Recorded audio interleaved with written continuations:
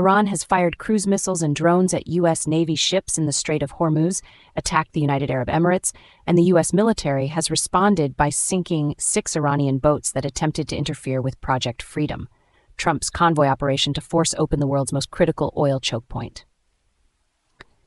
The ceasefire, barely a month old, appears to be collapsing in real time.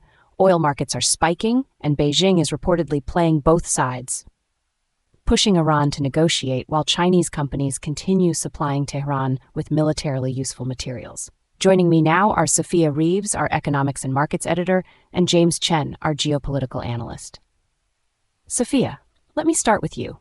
Has Project Freedom just handed Iran the escalation pretext it was looking for, or was confrontation always inevitable? Thanks, Emma. Look, let's be absolutely clear about what's happening here. Iran fired cruise missiles and drones at the United States Navy. That is an act of war by any conventional definition, and I am genuinely alarmed by the instinct in some corners to frame this as a threat to the ceasefire, as if both sides bear equal responsibility. They do not. The United States is attempting to enforce freedom of navigation through an international waterway. That is not provocation. That is the foundational condition for the global trading system. Douglas Murray has been making this point for years. When Western nations accept authoritarian regimes' framing of their own aggression as self-defense, we've already lost the narrative battle. And losing the narrative battle eventually means losing the real one. The sinking of those 6 Iranian boats was the correct response. Proportionate, legally defensible, and strategically necessary. What concerns me is what comes after, because Iran isn't doing this in isolation. Scott Bessent has explicitly said China is funding Iran, and Chinese companies are exporting materials that feed Tehran's military machine.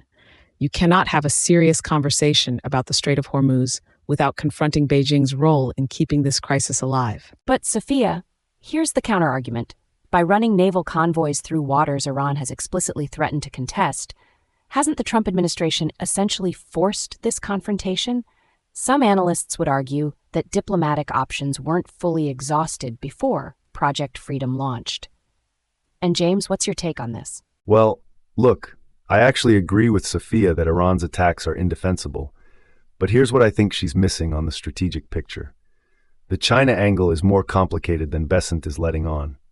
Yes, Chinese companies are supplying materials to Iran. That's real and it's a problem.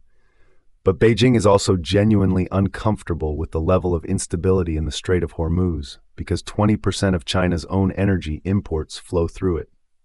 Xi Jinping doesn't want the strait closed any more than we do. The trajectory suggests that Trump actually has more leverage over Beijing on this specific issue than the administration is currently using.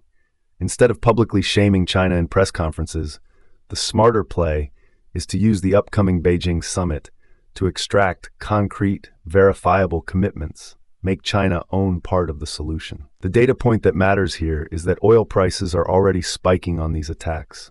That hits China's economy too. That's leverage. The risk is that we spend that leverage on headline-generating confrontation rather than on actual behavior change from Beijing.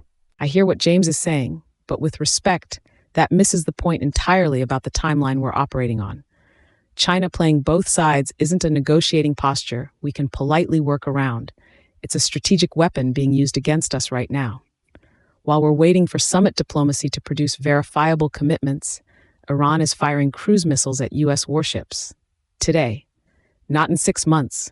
Not after the next round of talks. Today.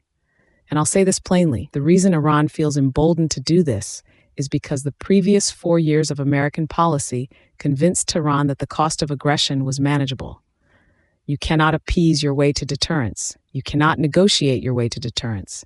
Deterrence requires that the other side believes the cost of their next action is unacceptably high. 6 sunk boats is a start, but Iran has hundreds more. The IRGC runs swarming tactics specifically designed to absorb that kind of attrition. We need a strategy, not a series of proportionate responses. Here's what I want to know, because this is the question that keeps every energy minister in Europe up at night. If this ceasefire collapses completely, if Iran moves to genuinely close the strait rather than just harass shipping, what it look like economically, and how does the world respond? James, where do you see this going? The way I see this playing out, there are really two plausible trajectories over the next 6 months.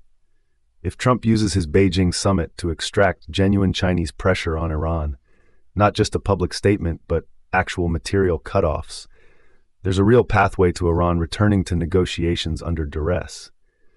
But if that summit becomes about trade optics rather than security substance, if Beijing gets concessions without delivering behavior change, then we are looking at a prolonged, low-intensity conflict that keeps oil prices elevated, strains U.S. naval resources, and gradually erodes political will in Washington for sustained engagement. And I want to be precise here. National Review's reporting that America is running low on weapons stocks is not alarmist. It's a real constraint on how long we can sustain operations on multiple fronts simultaneously. Here's what concerns me most: the miscalculation scenario. Iran doesn't need to close the strait outright to win strategically. All they need to do is land one successful strike on a U.S. vessel with significant American casualties. The domestic political pressure that would create in Washington is enormous, and it cuts in both directions. Either we escalate to full combat operations, or political pressure forces a ceasefire that Iran once again exploits. History tells us that the path to major regional conflicts is almost always a series of manageable incidents that suddenly aren't manageable anymore. The UAE is being hit with missiles right now. That's a NATO-adjacent partner, a key regional ally. If we don't make the cost of that unbearable for Tehran, we are teaching every authoritarian in the world exactly how to bleed us out. Sophia Reeves, James Chen, genuinely important analysis on a story that is moving fast and getting more dangerous by the hour. One thing is absolutely certain tonight: someone in Tehran miscalculated if they thought America would just watch.